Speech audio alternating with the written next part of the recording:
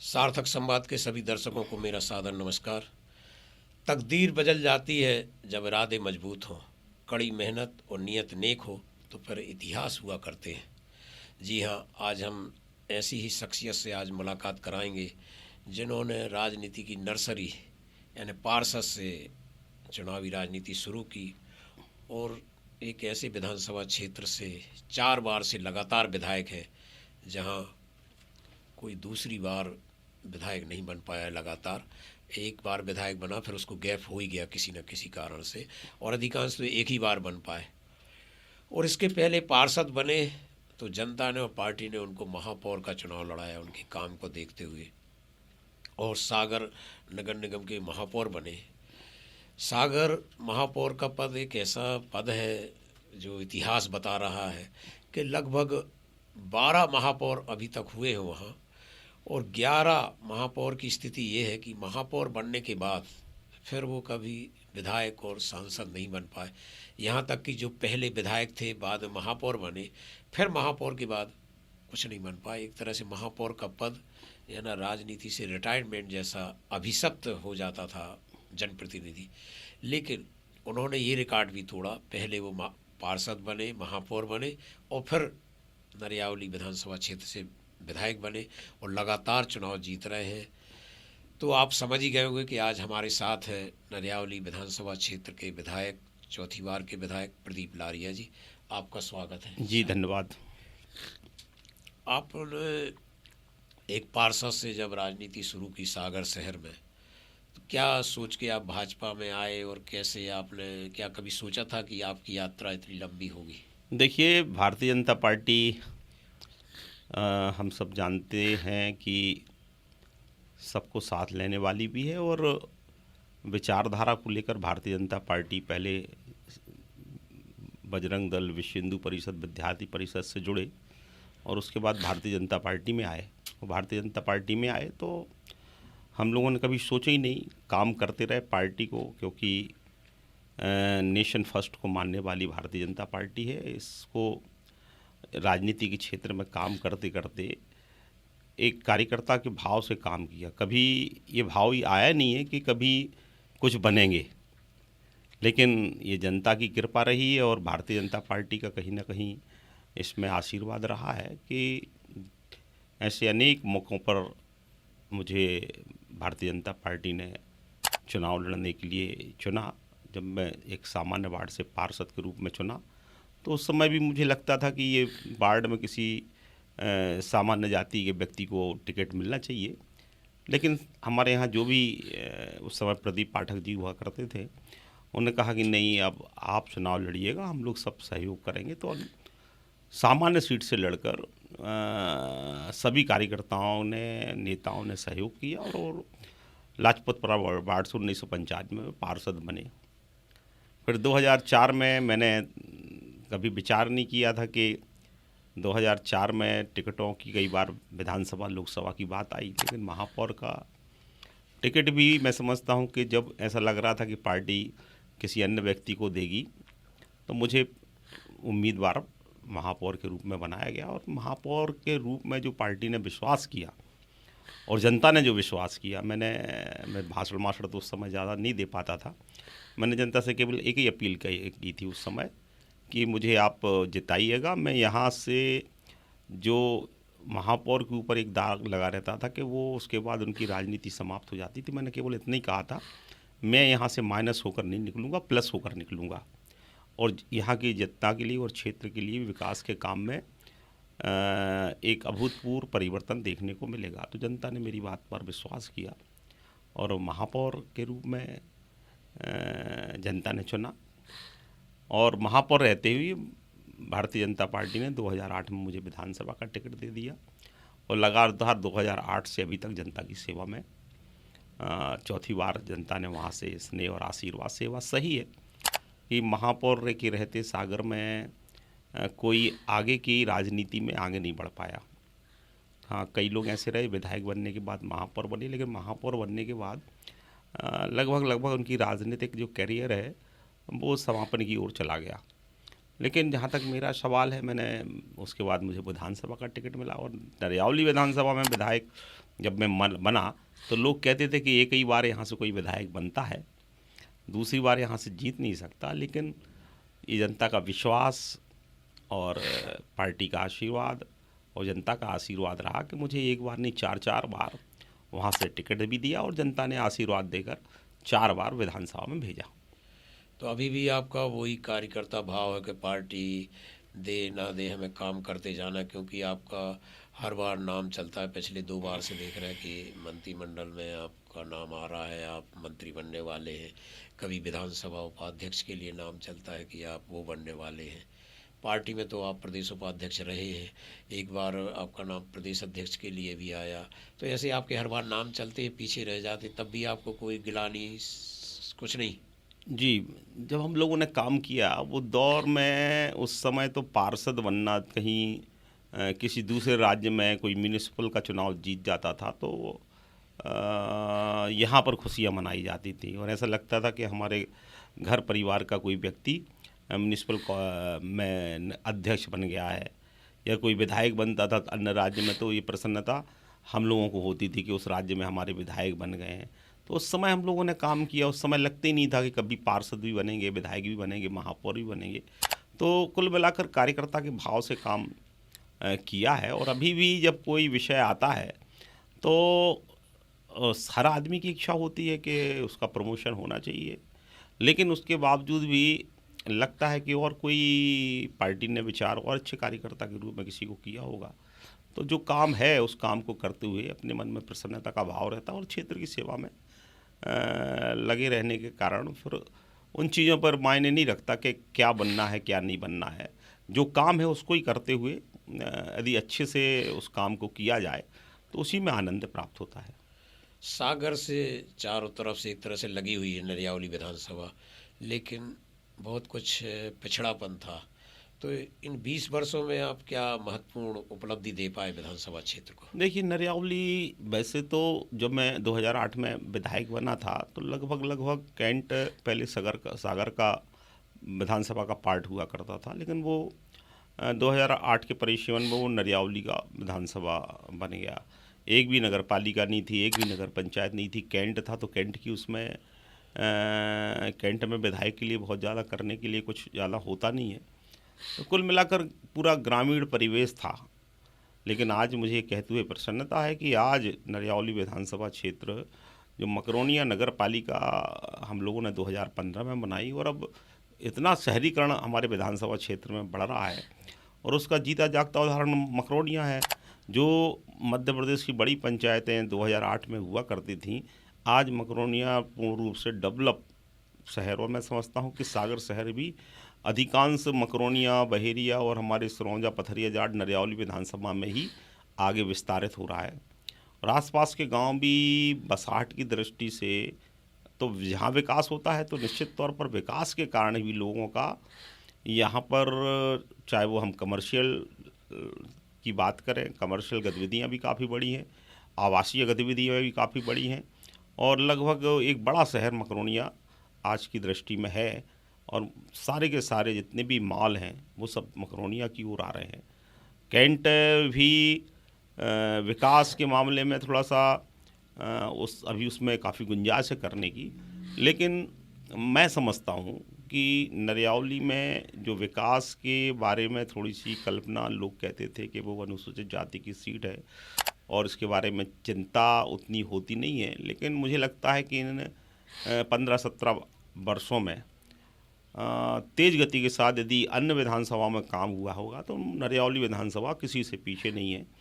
और चाहे हम बात करें सिंचाई की तो हमारे यहाँ 3 नदियाँ बहती हैं, उन तीनों नदियों का पर्याप्त उपयोग हम लोगों ने किया है। ये बात सही है कि जितना सिंचाई होना चाहिए उतनी नहीं हो पाई, लेकिन नदियों की यदि हम बात करें, कड़ान, धसान और वेवस की, तो इन तीनों नदियों पर डैम बनाकर सिंचित करने का प्रयास किया है। एक कड़ान सिंचाई परियोजना, अनेक जलाशय भी हम लोगों ने बनाए हैं और बंडा सिंचाई परियोजना से भी लगभग 5000 हेक्टेयर ज़मीन सिंचित हो रही है। तो सिंचाई के क्षेत्र में भी बहुत काम हुआ है। नरियावली विधानसभा एक ऐसी विधानसभा है जहां सड़कों का जाल बिछा है। एक भी गांव ऐसा नहीं है जहां पर सड़क डामल की ना हो। डामल की सड़क 98% ब्लेज में सड़क डामल की है और अब बरसात भी कहीं आने जाने में बाधा नहीं है, मतलब बारिश के समय भी लोग अपने अपने गांव में जा सकते हैं। और मैं समझता हूं कि 30 किलोमीटर 25 किलोमीटर का गांव है, तो सागर से 15 से 17 से 20 मिनट में वो अपने गांव पहुंच जाता है। काफ़ी पुल भी हम लोगों ने बनवाए हैं। यदि हम बात करें ब्रिज की, तो मैं समझता हूं कि देश में सबसे ज़्यादा ब्रिज, रेलवे ओवर ब्रिज के काम भी हमारे नरियावली कॉन्स्टिट्यूंसी में लगभग 12 रेलवे ओवर ब्रिज जो हमारे यशस्वी प्रधानमंत्री जी और मध्य प्रदेश सरकार के दोनों के जॉइंट सहयोग से बने हैं। मुझे लगता है कि आने वाले समय में किसी भी गेट पर नरियावली में खड़ा नहीं होना पड़ेगा फाटक के कारण। उन सब पर ब्रिज बने हुए दिखाई देंगे। हमारे 5-6 ब्रिज तो चालू हो गए हैं, 5-6 ब्रिज पर काम लगा है।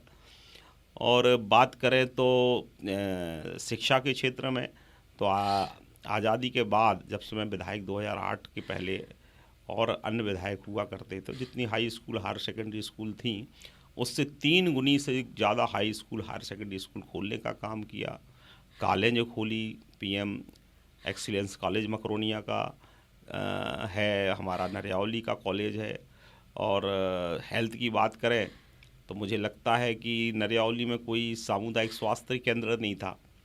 प्राथमिक स्वास्थ्य केंद्र भी 2 या 3 थे, लेकिन इनकी संख्या भी आज बहुत बढ़ गई है। सामुदायिक स्वास्थ्य केंद्र खुल गए हैं, सिविल अस्पताल बन गई हैं, और अब स्वास्थ्य केंद्र भी हर 2-3 गांव के बीच में खोलने का प्रयत्न किया।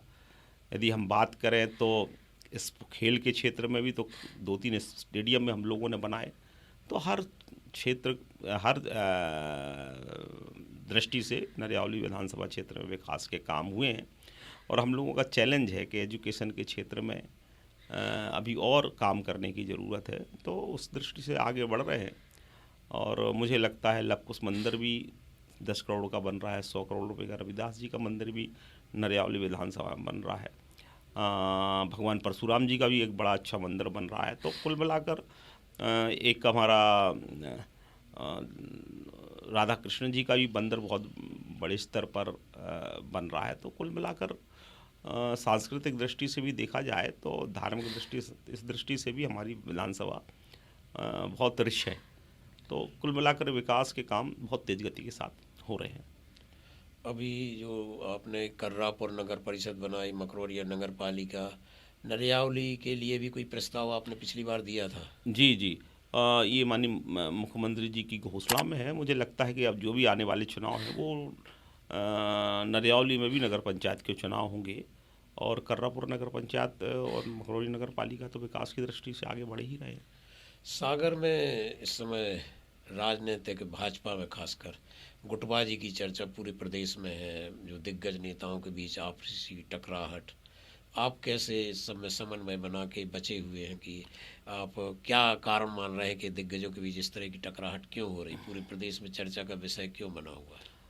देखिए, जहाँ तक मेरा सवाल है, चूँकि ये सब मेरी विधानसभा में रहते हैं, चाहे हम बात करें हमारे जितने भी पार्टी के वरिष्ठ लोग हैं, सब नरियावली विधानसभा में रहते हैं। पहली बात तो मैं इस बात को प्रयत्न करता हूँ कि मैं अपने काम से मतलब रखता हूँ। जनता और हमारे क्षेत्र के विकास, ये हमारी प्राथमिकता रहती है। तो अब वो क्या कर रहे हैं, क्या नहीं कर रहे हैं, हालांकि मैं समझता हूँ कि थोड़ा बहुत जब परिवार बड़ा हो जाता है तो थोड़ा बहुत तो होता है। और मैं समझता हूँ कि कहीं ना कहीं इस चीज़ में मैं पढ़ता नहीं हूँ। इस कारण से मैं अपनी ज़्यादा चक्कर में पढ़ता नहीं हूँ। कुल मिलाकर अपने काम से, विधानसभा क्षेत्र के लोगों के काम से, इसी में ज़्यादा अपने आप को लगाए रहता हूँ। हाँ, आप एक विधानसभा के जो 20 साल में आप एक गांव में बताते हैं लोग के 40 या 50 बार हमारे यहाँ विधायक जी आ चुके होंगे, तो आप क्या करते हैं वहाँ जाके, इतनी दौरे क्यों करते, इतनी बार क्यों गाँव गए? देखिए, पहली तो बात ये है कि लोग यदि बुलाते हैं तो मैं इस बात को नहीं देखता हूँ कि उसमें जब भी बुलाते हैं तो कोशिश ये रहती है कि उनके बीच में पहुँचूँ, चाहे उनके छोटे कार्यक्रम हो या बड़े कार्यक्रम हो, तो उनमें पहुँचने का प्रयत्न करता हूँ। फिर मैं भी अपनी तरफ से साल में पूरा विधानसभा का दौरा बना ही लेता हूँ, और शादी विवाह में भी जहाँ जो बुलाता है पहुँच जाता हूँ, या धार्मिक आयोजन में कोई बुलाता है तो उसमें पहुँच जाता हूँ। तो पता पड़ा कि साल भर में 15 से 20, 25, 30 चक्कर एक गांव में लग जाते हैं। और लोगों को भी इसलिए नहीं अखरता कि मैं कोई वैसे नहीं जाता हूँ कि कोई कार्यक्रम करना है तो उसमें बहुत तामझाम हो, बड़ा मंच लगे, बहुत से लोग लेने के लिए आए, बाजे वाले आए, पटाखे वाले आए। तो एक सामान्य उसमें जाता हूँ तो उनको लगता है कि इसमें कोई खर्चा नहीं है, विधायक जी जब बुलाओ जैसे बुलाओ आ जाते हैं। तो छोटे से कार्यक्रम में भी पहुँच जाता हूँ, बड़े कार्यक्रम में भी पहुँच जाता हूँ। तो कुल मिलाकर जनता से कनेक्टिविटी और उसका लाभ ये होता है कि चुनाव में लोग फिर ये नहीं कहते कि विधायक दिखे नहीं है 5 साल। नहीं तो सबसे बड़ा एक यही वो रख रहता है कि हमें तो विधायक दिखे ही नहीं है ना। तो कम से कम 5 साल में ये विषय तो नहीं आता कि आप आए नहीं हो। तो जनता का इस मामले में ज़्यादा कोई यदि शिकायत भी रहती है तो बीच बीच में जाते रहते हैं, तो वो शिकायत उनकी सुनने को मिल जाती हो तो समाधान करने का भी प्रयत्न करते हैं। और नहीं भी समाधान हो पाता है तो वो भी ये मान के चलता हमने कह तो दिया है अपनी बात को, और उनने भी प्रयास किया होगा लेकिन सफल नहीं हो पाए होंगे। तो कुल मिलाकर जो एक प्रकार से संवाद का विषय है उससे काफ़ी जुड़ाव का और आने वाले समय में उसका लाभ मिलता है। तो आपको हर बार यही संवाद, यही जुड़ाव जताता है, क्योंकि चुनाव में जो भी लोग जाते हैं तो आपके बीजेपी के बड़े नेता कई बार कहते हैं अरे बड़ी टक्कर है, बड़ा मुश्किल है। कई बार, हर बार 2 चुनाव से तो मैं भी देख रहा हूँ कि बड़ा माहौल वैसा रहता है, लेकिन आपका कॉन्फिडेंस रहता है और आप चुनाव जीत जाते हैं।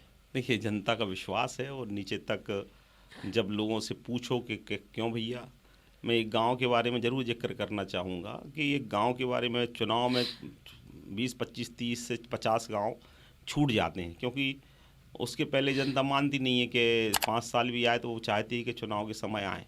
तो एक गांव है गयागंज, तो गयागंज में मैं जा नहीं पा रहा था। लोग कह रहे थे वो गांव तो आप हार गए। मैंने कि वो गांव हम हार ही नहीं सकते हैं। तो मैं चुनाव जिस दिन था उसके शाम को पहुंचा। सुबह वोटिंग है? सुबह वोटिंग है, मैं 10 बजे अकेला पहुंचा। तो रात में 10 बजे से लेकर 11:30 बजे तक अकेला, मैं बिल्कुल सिंगल, मैं और मेरा ड्राइवर भर था जो गाड़ी चला के गया था, क्योंकि वो 1 आध 2 घंटा का समय बच रहा था। मैंने क्या करूँ, मैंने कि उस गांव के बारे में चर्चा आ रही है। तो माहौल ऐसा था कि गयागंज में तो हमें बिल्कुल भी वोट नहीं मिल रही है। जब मैं घर घर गया तो हमारी माताएं बहनें मिल गई, कहले आपके अलावा हम किसको देंगे। अच्छा। कहले आप कल्पना ही कैसे कर सकते हो, कोई बाहर से कुछ भी कह सकता है। तो 300 वोट से जीते वो गांव। अच्छा, कुल कितनी वोट थी? कुल उसमें 800 वोट थी। अच्छा, 300 से जीते? 300 वोट से जीते। तो कुल मिलाकर आ, कई बार ये बाहर कुछ दृश्य होता है, अंदर कुछ दृश्य होता है, और अंदर की चीज़ों, अंदर से लोगों से जब चर्चा करो तो बताते हैं इस। और हम लोग तो ऐसे हैं कि इतना गांव गांव में गहराई से जुड़ गए हैं, क्योंकि अंदर की सारी चीज़ों की जानकारी मिल जाती है। अब कई लोग ऐसे रहते हैं जो विरोधी हैं, वो इस तरह का माहौल बनाते हैं, इस बार तो हार जाएंगे, इस बार तो हार जाएंगे, इस बार तो हार जाएंगे। लेकिन अंदर की स्थिति कुछ और रहती है। और लास्ट में मैं कहना चाहता हूँ कि मैं हर चुनाव, जितने भी चुनाव मैंने, एक पार्षद, एक महापौर का चुनाव और 4 विधानसभा के, तो मैं सकारात्मक वोट से चुनाव जीतता हूँ। बहुत कम बजट से चुनाव लड़ता हूँ। और सकारात्मक वोट मतलब उसमें पॉजिटिव वोट, मतलब लोग कहते हैं कि हमें जिताना है, और जितना हमारे खिलाफ माहौल बनाने का प्रयत्न करते हैं उतना लोग कहते हैं कि नहीं, हमें जिताना है। अभी फिर से भोपाल और सब जगह चर्चा है मंत्रिमंडल विस्तार की। क्या इस बार फिर उम्मीद है, या कोई किसी चर्चा हुई संगठन स्तर पर, या क्या लगता है आपको? देखिए, ऐसा है कि हर आदमी का लगता है कि उसका प्रमोशन होना चाहिए। विधायक के रूप में 4 साल से काम कर रहे हैं, तो हम सबकी भी इच्छा रहती है कि आगे मंत्री के रूप में काम करने का अवसर मिले। लेकिन पार्टी को और मुख्यमंत्री जी का ये विचार का विषय है, वो जिसको चाहे रखें, जिसको चाहे ना रखें, और उनके फ्रेम में और पार्टी के फ्रेम में उतरेंगे तो निश्चित तौर पर पार्टी अवसर देगी, और नहीं उतरेंगे तो ठीक है, जो काम है वो काम कर ही रहे हैं। संगठन में आप प्रदेश उपाध्यक्ष रहे, फिर अब संगठन में कोई काम करने की कोई नहीं, मौका देने की पार्टी जब भी जो कहा काम देती है, जब भी किसी कार्यक्रम को लेकर कहीं के प्रवास को कहती है, तो जो पार्टी का आदेश होता है उसको करते ही है। और मुझे लगता है कि इस काम के लिए मुझे भरवेश पार्टी कहीं ना कहीं भेजती रहती है। तो जहाँ पार्टी कहती है वहाँ उस काम को करते ही हैं। अभी एसआईआर को लेकर बहुत वो हल्ला हो मचा हुआ है, मतदाता जो गहन पुनरीक्षण का काम चल रहा है, तो आपके विधानसभा क्षेत्र में या आपको क्या लगता है पार्टी स्तर पे आपकी क्या तैयारियां चल रही हैं? देखिए, इसमें हम लोगों ने मंडल की कार्यशालाएँ भी करी हैं, फिर हमारे VLA 2 की भी अलग से बैठकें लेकर पार्टी के हमारे शक्ति केंद्र पर भी बैठकें चल रही हैं। और VLA 2 भी हमारा VLA 1 और VLA 2 भी पूरी मेहनत कर प्रयास कर रहा है कि कोई नाम जो वहाँ का रहवासी है या फिर वो 2003 में जहाँ का भी निवासी हो और वर्तमान में जहाँ है, और उस परिवार से उसका कनेक्शन करके कुल मिलाकर मेहनत कर रहा है। हमारा तो यही कोशिश है कि कोई भी जो हमारे यहाँ का निवासी है और वो मतदाता सूची से उसका नाम किसी भी कीमत पर वंचित ना हो, सबके नाम समावेश हो जाएं। और कुछ ऐसे नाम हैं जो कई जगह 2-2 3-3 जगह लिखवाए हुए हैं, वो नाम निश्चित तौर पर कटना चाहिए। ये प्रक्रिया काफ़ी अच्छी है, बस हमारी सजगता रहे। जो निर्वाचन आयोग का है वो डॉक्यूमेंट हमें उपलब्ध कराने की आवश्यकता है। तो मुझे लगता है ये मतदाता सूची बहुत अच्छी बन जाएगी। और जो मतदाता सूची के बारे में कई बार ये विषय आता है कि ये वोट ऐसा जुड़ा है, वो वोट ऐसा जुड़ा है, तो जैसे फर्जी मतदाता जो हैं उनके नाम विच्छेद करने के लिए भी SIR के माध्यम से सफलता मिलेगी। पिछले 15 वर्षों से भी ज़्यादा आप क्रिकेट एसोसिएशन सागर संभाग के अध्यक्ष हैं, तो इस बार तो बड़ी उपलब्धि एसोसिएशन के नाम आई जब क्रांति गौड़ संभाग की लड़की विश्व कप क्रिकेट में खेली। क्या आप इसके पहले उससे मिले थे या आपको क्या उससे अनुभव मिला? देखिए, वो सागर डिवीज़न क्रिकेट एसोसिएशन की ही खिलाड़ी है, छतरपुर जिसके डिस्ट्रिक्ट। आप अध्यक्ष हैं? जी, और सागर डिवीज़न से ही खेलती थी। हमारी सागर डिवीज़न की वो कैप्टन रही और इंदौर जैसी टीम को उसकी कैप्टनशिप में हराने का काम किया। और मुझे लगता है कि जो उसका कह रहे कि उसके जो क्रिकेट के प्रति सकारात्मकता का भाव था और जिस तरह से पूत के गुण पालने ही नज़र आते हैं, तो उसने क्रिकेट की दृष्टि से भला ही वो अभाव में खेली, लेकिन बहुत अच्छी क्रिकेटर थी, बहुत अच्छा क्रिकेट खेलती थी। और सागर जैसे मैं कहना चाहता हूँ कि पिछड़े एरिया में बुंदेलखंड से वो निकल कर आई है।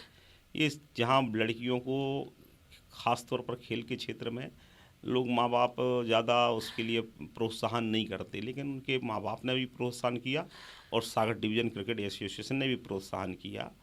और सागर डिवीज़न से भी हम लोगों ने हर संभव उसका सहयोग करने का प्रयत्न किया। और हम सबको प्रसन्नता है कि सागर डिवीज़न की ये बेटी आज न केवल राष्ट्रीय बल्कि अंतर्राष्ट्रीय क्षेत्र पर अपना नाम रोशन कर रही है।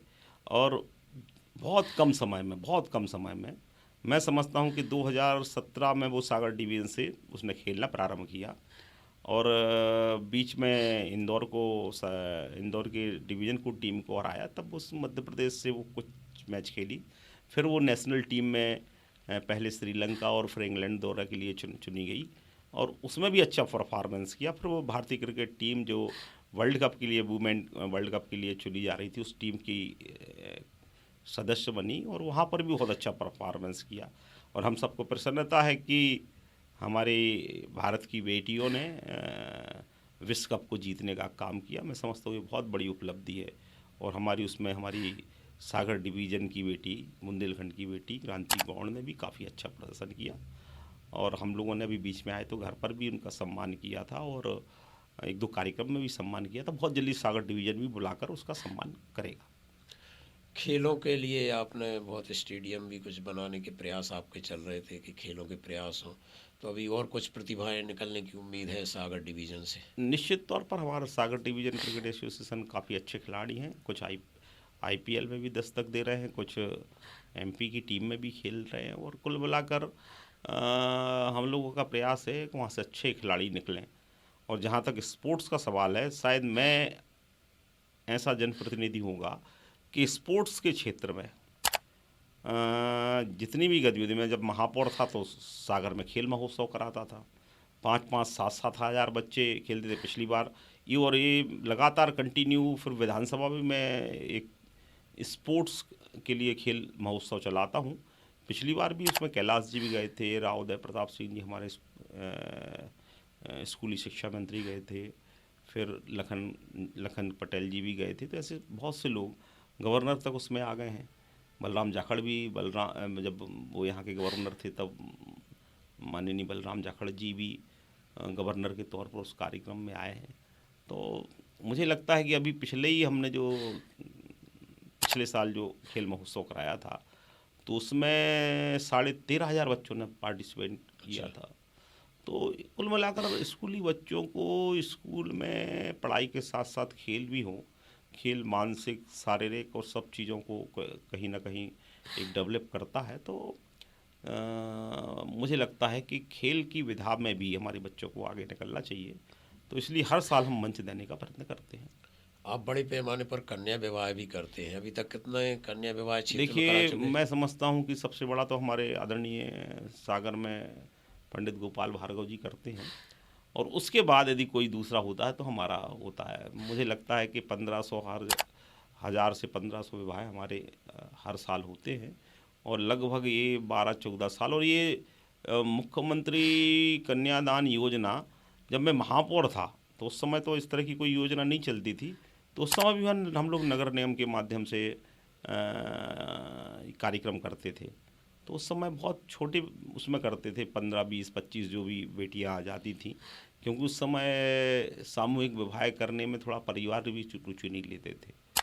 लेकिन अभी ये योजना बड़ी लोकप्रिय है, और मुझे लगता है कि अभी 1300-1350 हमने पिछले साल ही हमारी बेटियों के विवाह किए हैं। तो मुझे लगता है कि लगभग 15,000 से ज़्यादा बेटियों का विवाह हम लोग अभी कर चुके हैं।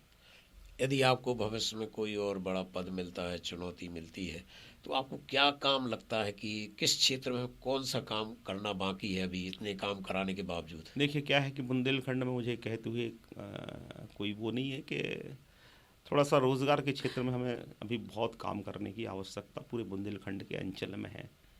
हम लोगों को थोड़ा सा दुख होता है कि हमारे यहाँ के बच्चे कहीं बाहर जाकर नौकरी के लिए प्रयास करते हैं, अपने रोज़गार के लिए प्रयास करते हैं। इस दिशा में निश्चित तौर पर बुंदेलखंड में काम होना चाहिए। हालांकि रीजनल कॉन्क्लेव हुई हैं, तो उससे भी कुछ परिणाम आएंगे, लेकिन और व्यापक काम करने की आवश्यकता है। और मुझे लगता है कि इस दिशा में काम करने की आवश्यकता है, और बुंदेलखंड के अंचल में हमारे युवाओं के लिए रोज़गार के अवसर बने, इस दृष्टि से हम सबको काम करने की आवश्यकता है। तो इस चर्चा में आप समझ गए होंगे कि सफलता की चाबी कड़ी मेहनत, दृढ़ संकल्प तो है, नियत का नेक होना भी ज़रूरी है। जब आपको मदद मिलती है प्रकृति से, परिवार से, पार्टी से, जैसा कि प्रदीप लारिया जी के साथ हुआ कि पहला चुनाव, सोचो आप, आरक्षक सीटों पर ही मुश्किल होता है टिकट लेना, फिर सामान्य वार्ड से आरक्षित वर्ग के व्यक्ति को टिकट देकर सबने लड़ाया, और जो अच्छे खासे सामान्य वर्ग के नेता थे उन्होंने नाम आगे रख के लड़ाया।